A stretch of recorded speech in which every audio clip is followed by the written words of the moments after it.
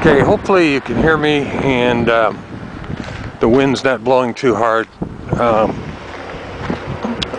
to put too much noise on this tape. Again, it's April 1st, 2009. We're just across the street now from the cemetery overlooking Cedar Lake. This general store has been here forever.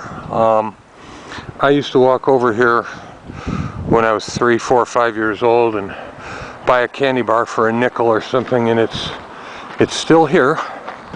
And we're going to walk up to what was my grandparents' house, and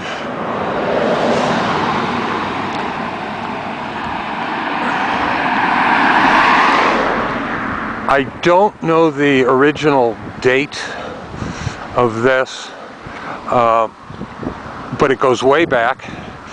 It was built with wooden pegs instead of nails. This road used to be a dirt road and very narrow, and you can see the original front door.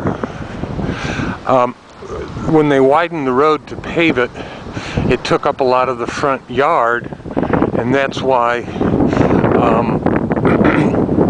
there's not much of a front yard. But I mean, God only knows how old that front door is. And in the old days,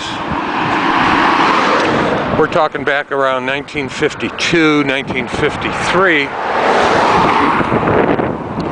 this extension on the house was like a woodshed and a mudroom.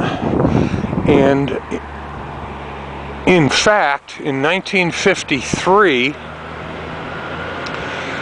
a hurricane came up the East Coast, believe it or not, and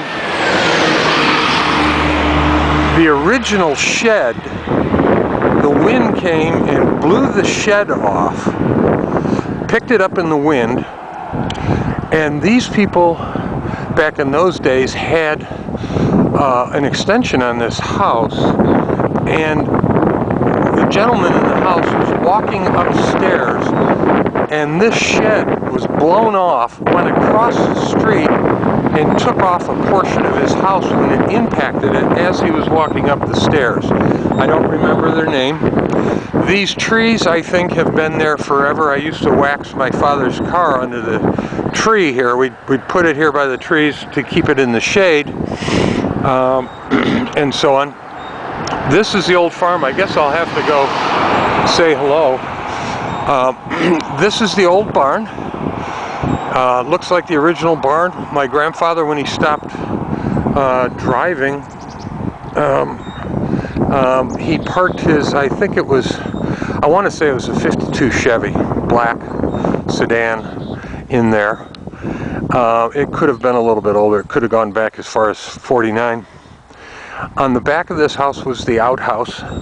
So even in the house originally had no electricity. It had no heat other than a potbelly stove in the front room. We used kerosene lamps. There was no water, no plumbing.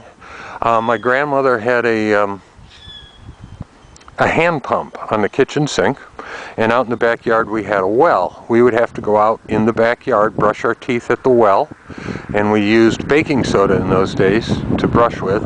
If it was 2 o'clock in the morning and you had to go to the outhouse and it was 20 below zero, it didn't matter. You had to walk from that house all the way out here in the middle of the night to use the outhouse out on the back corner. And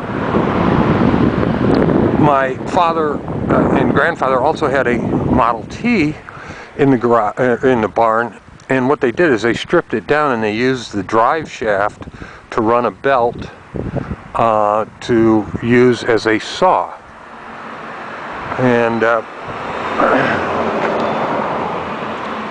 you can see down there they used to own 500 acres back in those days.